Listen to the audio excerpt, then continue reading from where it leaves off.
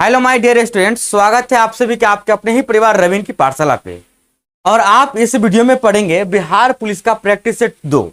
आप बोलिएगा कि सर जी पिछला प्रैक्टिस सेट में तो आप सभी सब्जेक्ट पढ़ाए थे, सुबह सर से पढ़वाए थे जीके जीएस, लेकिन इसमें आप सिर्फ मैथ पढ़ा रहे हैं।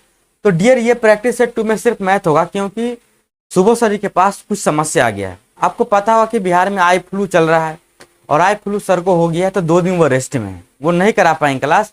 तो तत्काल मैं आपको क्लास बीच नहीं होने दूंगा। तत्काल मैं आपका मैथ्स क्लास ले लेता हूँ, हिंदी इंग्लिश तो चलता ही, उसमें भी आप शामिल हो जाएंगे तो बेड़ा पार आपका लग जाएगा।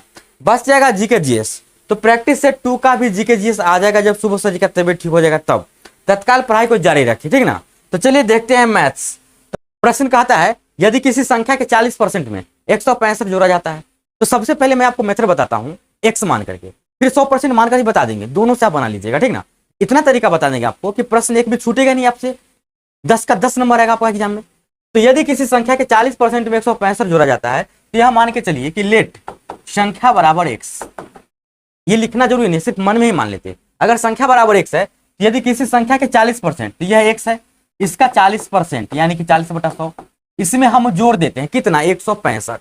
जब 165 जोड़ देंगे तो परिणामी संख्या वही संख्या होगी, मतलब जो संख्या माने, ये हो गया।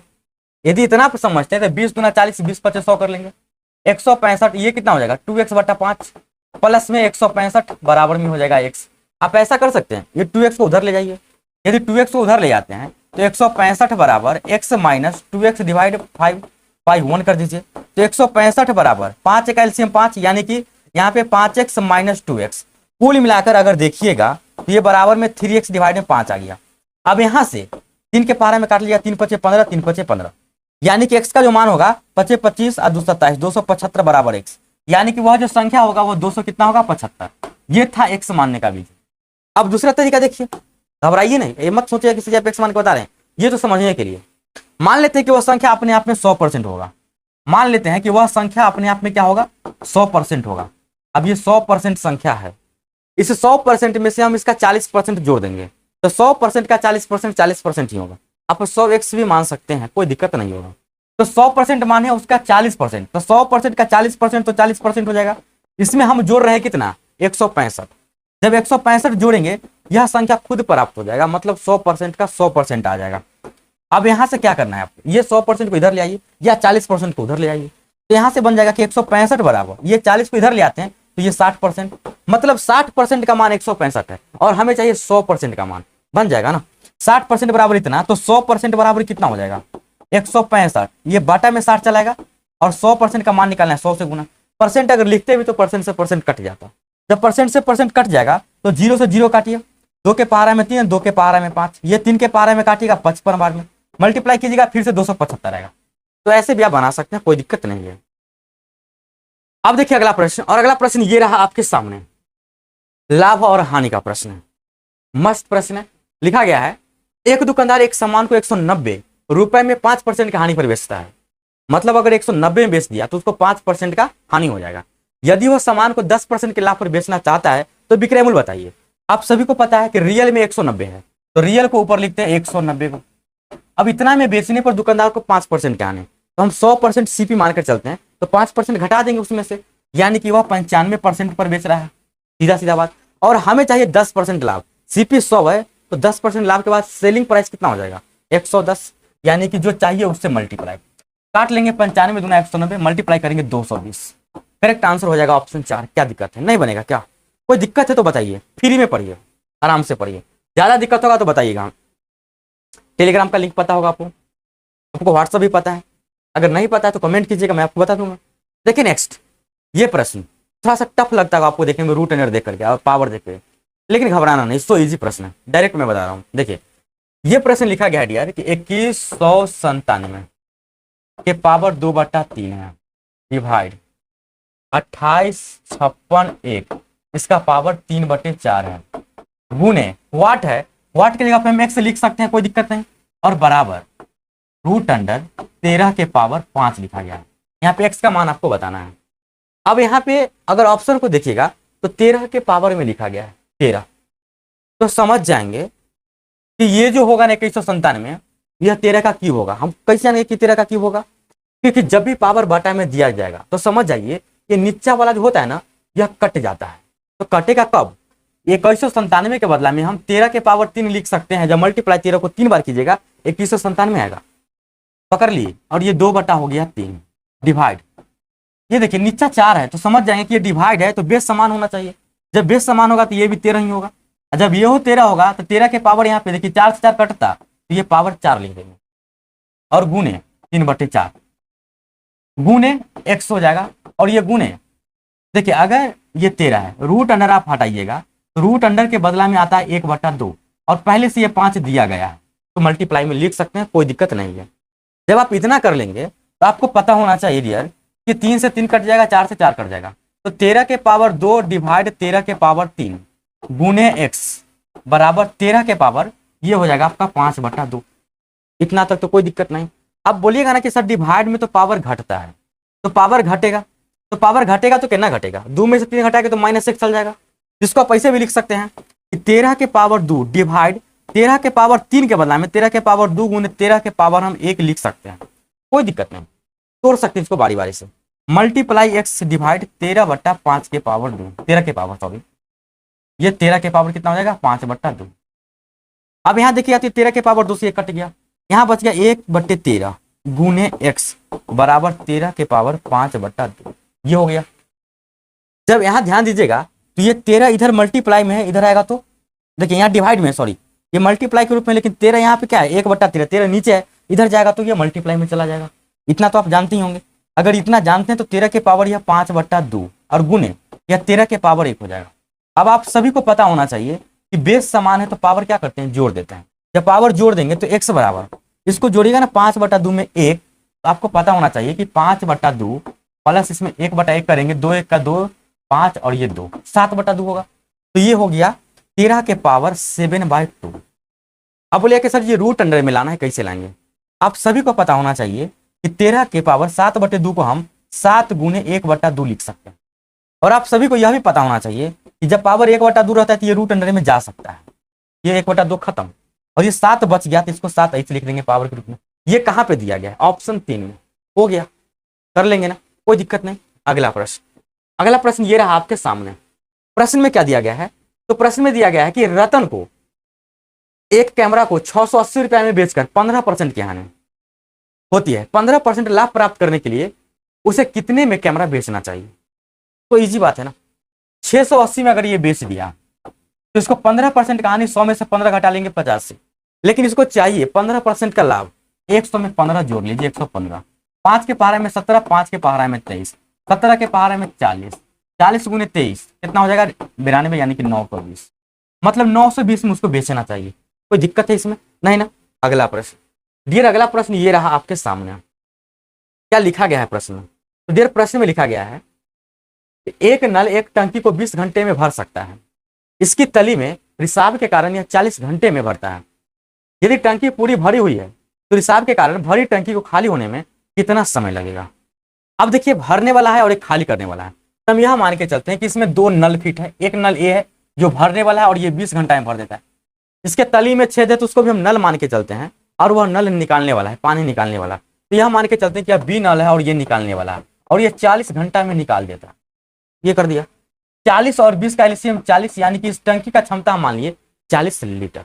अब ये टंकी का क्षमता 40 लीटर मान लिए तो 40 में 20 से डिवाइड करेंगे 2 और ये करेंगे तो 1। ये -1 कहने का यह मतलब हुआ, ये माइनस हो जाएगा, मतलब कि 1 लीटर यह निकाल देगा। तो यह 2 लीटर भरेगा और यह 1 लीटर निकालेगा। तो पूछा यही गया है, यदि टंकी पूरी भरी हुई है, पूरा का पूरा फुल टंकी है, पूरा का पूरा फुल टंकी है, तो रिसाव के कारण भरी टंकी को खाली होने में ये 40 लीटर टंकी है और रिसाव अगर होगा तो -1 लीटर पर आवर। ये बोला है, रिसाव में बोला है 1 लीटर पर आवर। अब 1 लीटर पर आवर के हिसाब से अगर टंकी खाली हो रहा है, 1 से डिवाइड कर देंगे तो कितना आ जाएगा? 40 घंटा आएगा कि नहीं आएगा? और यह जो ऑप्शन दिया गया है अगले प्रश्न के साथ ही दिया गया है, क्योंकि हम काटने में दिक्कत कर दिए हैं। बुक में अगले पेज में दिया गया है, तो यहाँ से देखिए कि कौन सा ऑप्शन सही होगा। तो बोलिए कि सर ऑप्शन तो 3 सही हो जाएगा 40, तो बिल्कुल यही सही जवाब है, कोई दिक्कत इस बात से? अब देखिए डियर ये प्रश्न में क्या लिखा गया है? ये प्रश्न में लिखा गया है कि एक वृत्तीय सड़क एक वृत्तीय सड़क वृत्तीय मैदान के चारों तरफ बनी हुई है। एक वृत्तीय मैदान है, फील्ड है वृत्त टाइप का, उसके चारों तरफ सड़क बना हुआ है। यदि मैदान की त्रिज्या 7 मीटर है फील्ड का, तो बाहरी एवं आंतरिक वृत्त की परिधियों का अंतर 44 मीटर है। सड़क का क्षेत्रफल बताइए। डायरेक्ट हम ट्रिक से ही बता सकते हैं और इसको हम बेसिक मेथड से बता देते हैं। पहले बेसिक से बताते हैं फिर ट्रिक से बता देंगे, घबराइएगा नहीं, सीखना जरूरी है।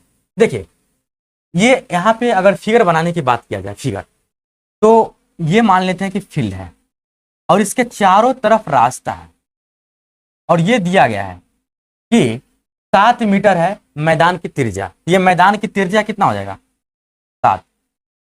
और ये जो सड़क है, ये जो सड़क बना रहे हैं, ध्यान दीजिएगा, ये व्हाइट वाला पार्ट क्या है, सड़क है वृत्त के चारों तरफ। अब ये वृत्त के चारों तरफ सड़क है तो केंद्र तो दोनों का सेम रहेगा, तो केंद्र यही रहेगा और यहां से लेकर यहां तक ये रोड सहित त्रिज्या कहलाएगा। तो यहां जो आर होगा, यह आर कितना हो जाएगा, ये 7 है और इसको 1 से मान लेते हैं, तो आर बराबर हो जाएगा 7 + x, ये हो जाएगा, कोई दिक्कत नहीं। अगर अब कोई दिक्कत नहीं है तो बोला है कि दोनों की परिधि का अंतर 44 मीटर है। मतलब बड़ा वृत्त का परिधि निकाल करके छोटा वृत्त का यदि परिधि घटा देंगे तो 44 मीटर आएगा। तो सबको पता है कि वृत्त का जो परिधि होता है ना डियर, वो 2πr होता है। तो 2 गुने पाई गुने बड़ा वृत्त का पहले लेते हैं, तो बड़ा वृत्त का त्रिज्या कितना हो जाएगा 7 + x, तो बड़ा वृत्त की त्रिज्या हो जाएगा 7 + x। ये इसका परिधि हो गया। इसमें से छोटका के परिधि घटाएंगे 2πr, 2πr का मान यहाँ पे 7 दिया गया है और ये आता है किसके बराबर, 44 के बराबर। अब यहाँ ध्यान देंगे तो 2π दोनों में कॉमन है, तो 2π कॉमन ले लिए, बच गया इधर 7 + x और इधर बच गया कितना -7, ये बच जाएगा बराबर 44। ये माइनस तो माइनस में बच गया। अब यहां से आपको क्या करना है, देखिए आप घबराएंगे नहीं, ये 2π ले लिए कॉमन, तो 2π को 7 + x से मल्टीप्लाई करेंगे तो 7 + x, 2π को मल्टीप्लाई 7 से करेंगे तो इतना आ जाएगा। लेकिन इसके बीच में क्या है, माइनस का साइन है, तो माइनस का साइन दे दिए ताकि ये माइनस आ जाएगा और ये -2π 7 हो जाएगा। इतना बात आप समझ रहे हैं। अगर इतना नहीं समझ रहे हैं तो बिना कॉमन लिए हुए भी आप पाई का मान रखेंगे और बन जाएगा। अब यहाँ देखिएगा तो ये -80 + 7 कट जाएगा, तो 2 गुने पाई का मान 22/7 प्लस ये ब्रैकेट में कितना बच जाएगा x, सीधा सीधा x बचेगा बराबर 44। ये 22 के पहाड़ा में 22 दूना 44, 2 से 2 गायब हो गया, यहाँ से x का मान कितना आ गया 7। यानी कि यहाँ से लेकर यहाँ तक का जो दूरी है यह 7 है। मतलब r जो निकल गया 7 + 7 बराबर 14 सेंटीमीटर का। आपको बताना क्या है, सड़क का क्षेत्रफल। तो सड़क का क्षेत्रफल निकालने के लिए क्या करेंगे, सड़क का क्षेत्रफल बड़ा वृत्त की क्षेत्रफल, ये बड़ा वृत्त का क्षेत्रफल में से अगर हम छोटा वृत्त के क्षेत्रफल घटा देते हैं तो यही बचेगा ना सिर्फ। तो बड़ा वृत्त का जो क्षेत्रफल होगा यह क्या होता है πr², तो पाई गुने r², r का मान तो यहाँ पे 14 आ गया है, तो 14 गुने 14 माइनस छोटका वृत्त का त्रिज्या πr² यानी कि 7 गुने 7, ये कर लेंगे। अब यहां से ध्यान देंगे तो पाई का मान आप डायरेक्ट लिख भी सकते हैं, कोई दिक्कत नहीं होगा, चाहे तो आप कॉमन भी ले सकते थे। ये इतना तो आप कर लेंगे, जब इतना आप कर लेंगे तो ये 7 दूना 14, 22 दूना 44 गुने बच गया यह 14, माइनस 7 से 7 कर जाएगा 154। अब 44 गुने 14 कीजिएगा आप, तो 14 चका 56 और 14 × 5 = 70, 70 और 5 = 75, 14 चका 56 के 86 5, 14 चका 56 और 5 61, सॉरी ये 616 हो जाएगा -154। जब इसको आप घटाइएगा तो 6 में से 4 घटेगा तो 2 आएगा, 1 में से 5 नहीं, 11 में से 5 गया 6, ये बच गया 5, 5 में से गया 4, 462 आया। यानी कि इसका सही जवाब होगा 462। लेकिन बोलिए कि सर इतना प्रक्रिया करने के बाद निकलेगा, नहीं, इतना तो आपको सीखने के लिए बताएं, आप ऐसे भी करके निकाल सकते हैं। अगर आप निकालना चाहेंगे तो इसका सड़क का जो क्षेत्रफल है ध्यान से देखिएगा, πr² - πr², पाई अगर कॉमन ले लेते हैं, पाई अगर यहाँ से कॉमन ले लेते हैं तो पाई गुने r² - r² बचता, यानी कि मल्टीप्लाई में उसका पाई तो है ही, और जब किसी के मल्टीप्लाई में पाई रहेगा, किसी भी संख्या के मल्टीप्लाई में पाई है, इसका मतलब कि उसके मल्टीप्लाई में 22/7 है, 22/7 है, इसका मतलब कि 22 को हम 11 गुने 2 लिख सकते हैं बटा में 7, मतलब उस संख्या में जो मल्टीप्लाई हुआ होगा 11 से जरूर हुआ होगा, यानी कि उस संख्या में 11 से डिवाइड लगना चाहिए। तो 11 से डिवाइड होने वाला खोजिए, 11 दूना 22, 11 33, 9 6 96 तो लगेगा नहीं, तो 11 से डिविजिबल नहीं है, इसको लगाइएगा। 11 दूना 22 बस ये कितना 4 2 6 नहीं लगेगा 11 से, 11 × 5 = 55, 9 2 कभी नहीं लगेगा, इसको लगाइएगा ना, 11 × 44 से 2 2, 11 दूना 22 लग जाता है, तो सिर्फ 11 का मल्टीपल खोजना था, बस इतना ही काम करते, आंसर आपके सामने होता। चलिए डियर, अब देखते हैं अगला प्रश्न। उम्मीद है कि बात समझ में आ गया होगा, कोई दिक्कत नहीं होगा। अगला प्रश्न क्या लिखा गया है? प्रश्न में लिखा गया है कि एक महिला प्रत्येक वर्ष के आरंभ में 4,000 रुपये का निवेश करता है, 5% प्रति वर्ष चक्रवृद्धि ब्याज पर करती है। मतलब कहीं पैसा जमा करेगा वो और वह चक्रवृद्धि ब्याज लेगी। कितना? 5% एक साल का। दूसरे वर्ष के अंत में उसका निवेश कितना हो जाएगा, ये बताना है। अब सोचिए ना कि मान लेते हैं कि उसका पहला साल 2023 है, यहां से स्टार्ट की। जब यह स्टार्ट करेगी तो 2023 के शुरुआत में, शुरू में और अंत में, समझने के लिए इतना लिख रहे हैं। मान लेते हैं कि 2023 में यह 4,000 रुपया जमा कर दी, तो 2023 के अंतिम में इसको 5% का ब्याज तो मिलेगा पहला साल में। तो 4,000 का 5% निकालिएगा तो 10% निकाल के आधा कर दीजिए। 10% निकालना मतलब एक जीरो गैप करना, और इसका आधा करना, 400 का आधा 200, यानी कि 200 रुपया इसको ब्याज मिलेगा। तो अंत में इसका मूलधन कितना हो जाएगा? 4200। यह एक साल के अंत में होगा, लेकिन हमको बताना है दूसरे वर्ष के अंत में। दूसरा वर्ष चलेगा 2024। अब 2024 में ये पैसा ले लेगा और ये शुरुआत में फिर 4200 इसका तो बैंक में हो चुका है, और पुनः 4,000 रुपया जमा करता है दूसरा वर्ष के शुरुआत में। तो फिर से यदि 4,000 यह जमा करे तो जमा करते मात्र इसके पास का जो बैलेंस हो जाएगा बैंक में, इसका पैसा 4,4282 हो जाएगा। अंत में इसको तो फिर 5% ब्याज मिलेगा, क्योंकि ब्याजों का ब्याज मिल रहा है ना, तो 5% ब्याज मिलेगा। तो क्या करना है कि 10% निकालिएगा तो एक जीरो हटा दीजिए, 820, इसका आधा कर लीजिए तो 410, यानी कि 410 इसमें और ब्याज ही मिलेगा। जोड़िएगा 8610, मतलब दूसरे वर्ष के अंत में 8610 रुपया करेक्ट आंसर हो जाएगा। सो इजी बात है, कोई दिक्कत नहीं, समझ गए होंगे। कोई दिक्कत हो तो बता दीजिएगा कमेंट में। अब देखिए डियर अगला प्रश्न, अब ज्यादा नहीं, मात्र 3 प्रश्न बचा हुआ है। अब ये प्रश्न बहुभुज से है। क्या लिखा गया है कि एक समबाहुभुज की भुजाओं की संख्या क्या है यदि प्रत्येक बहिष्कोण 10 डिग्री का है।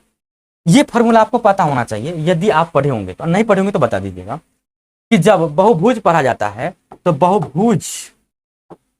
बहुभुज में भुजाओं की संख्या बराबर जो होता है ना 360 डिग्री, ऑलवेज 360 डिग्री बटा में एक बाह्य कोण होता है, ऑलवेज 360। क्योंकि सभी बाह्य कोण का पूरा योगफल निकालते हैं, चाहे कोई भी बहुभुज बना लीजिए, उस सभी बहुभुज के बाह्य कोण का योगफल निकालेगा तो 360 ही आता है। तो 360 में एक बाह्य कोण से डिवाइड कर दीजिए, तो एक बाह्य कोण इसका या बहिष्कोण बोलिए तो 10 है, तो 10 डिग्री से डिवाइड करेंगे तो आंसर आ जाएगा 36, यानी कि 36 भुजा वाला यह बहुभुज है। उम्मीद है कि बात समझ में आ गया होगा। अब आइए अगले प्रश्न की तरफ। अगला प्रश्न 99। प्रश्न में क्या लिखा गया है कि 2 सेंटीमीटर त्रिज्या वाले गोले का पृष्ठीय क्षेत्रफल क्या है। तो पृष्ठीय क्षेत्रफल बताना है गोला का, तो गोला का जो भी क्षेत्रफल होता है वो पूर्ण होता है। तो यहां पे लिखा गया है कि रेडियस कितना है 2 सेंटीमीटर, क्षेत्रफल बताइएगा तो टीएस है, मतलब टोटल सरफेस एरिया, गोला में टोटल ही निकलता है। टोटल सरफेस एरिया होता है 4 पाई आर स्क्वायर, मतलब 4 गुने पाई का मान 22/7 गुने आर स्क्वायर, मतलब 2 गुने 2। जब आप इतना कर लेंगे तो आप इतना नहीं कर सकते, 22 चौक 88 गुने 4 डिवाइड 7, 8 चौक 32 और 3 35/7, ये नहीं आ जाएगा। ये तो जोड़ घटा गुना भाग का मामला है, सिर्फ फॉर्मूला याद रहना चाहिए। उम्मीद है कि बात समझ में आ गया होगा। और अगला प्रश्न और लास्ट प्रश्न, प्रश्न संख्या 100, ये रहा आपके सामने। क्या लिखा गया है प्रश्न में? प्रश्न में लिखा गया है एक साड़ी का अंकित मूल्य 1800 रुपया है और कपड़े की दुकान में 10% और 20% की 2 क्रमिक बट्टा दिया जाता है, जिसको हम छूट ही बोल सकते हैं। साड़ी के विक्रय मूल्य की गणना कीजिए। अब देखिए निकालने का सबसे ही तरीका, 1800 रुपया इसका नाम है। पहला बार डिस्काउंट कितने का मिलेगा? 10% का। जब कोई सामान पे 10% का डिस्काउंट मिले तो समझिए कि वह सामान 90% पर बिक रहा है, और इतना में अगर कोई ग्राहक सामान नहीं लेगा तो उसको दुकानदार एक बार और छूट देगा। कितने का? 20% का। 20% का छूट का मतलब कि दुकानदार 80% पे फिर से उसको दे रहा है। बस इतना किया, सारी उसका बिक गया। तो कितना में बिका? 00 से ये गैप, 00 से ये गैप, 18 गुने 9 8 72। मल्टीप्लाई करना आसान है। 18 के पारा 2 बार पड़े, 18 गुना 36 का 6 हासिल 3, 18 के पारा 7 बार, 18 से 126, 126 3 129, यहाँ हासिल कर दीजिए 1296। आपका करेक्ट जवाब हो जाएगा ऑप्शन 4। अगर आप मेरे साथ लगातार मैथ की प्रैक्टिस करते हैं बिहार पुलिस का, तो 10 नंबर आपका कोई नहीं रोक सकता है। 10 नंबर आपसे बन जाएगा, और एक एक नंबर का महत्व होता है। तो हल्का में इस 10 नंबर को लेकर के ना चले, ये आप अपने दम पे ला सकते नंबर बिना रटे हुए, सिर्फ प्रैक्टिस के माध्यम से। तो एकदम ये आपके लिए गिफ्ट है, ठीक ना। पढ़ाई कीजिए, 10 नंबर आपको आ जाएगा। और मेहनत कीजिए हिंदी इंग्लिश में मेरे साथ, रात के 9 बजे बिहार सिविल कोर्ट वाला हिंदी इंग्लिश पढ़ लेते हैं, उतना से आपका बेड़ा पार बढ़िया तरीका से लग जाएगा। तो वो सर जीके जितना बताएंगे ना उतना पे आप ध्यान दीजिए। एक प्रश्न में 4 सवाल बताते हैं, इतना एनालिसिस करके बताते हैं। तो एक प्रश्न तो आप पढ़ेंगे बुक से, 4 प्रश्न आपको ऐसे तैयारी हो जाएगा। इस प्रकार से आपका तैयारी फुल्ली हो जाएगा इस प्रैक्टिस सेट से। जब ये प्रैक्टिस सेट खत्म हो जाएगा एग्जाम से पहले, तो आप सभी एक बार डिमांड कीजिएगा कि हाँ सर ये पब्लिकेशन लाइए, तो उस पब्लिकेशन का भी हम क्या करेंगे, बढ़िया से आपको सोल्यूशन करा देंगे, कोई दिक्कत नहीं होगा। और ऐसे ही आप लगातार मेहनत जारी रखिए। बिहार पुलिस के एग्जाम में गारंटी कि आपका रिजल्ट आना ही तय है, बिल्कुल आना तय रहेगा। तो बस कुछ नहीं, यदि वीडियो अच्छा लगा है लाइक सब्सक्राइब और शेयर नहीं रुकना चाहिए, ताकि मेरा ही मोटिवेशन बना रहे कि मेरे साथ आप लोग हैं। आप जैसे भगवान रूपी स्टूडेंट मेरे पास हैं जो मुझे हेल्प करते हैं, तो मैं आपका हेल्प क्यों नहीं करूँ। कर लेंगे आप लाइक सब्सक्राइब शेयर। तो चलिए मिलते हैं नेक्स्ट क्लास में, धन्यवाद।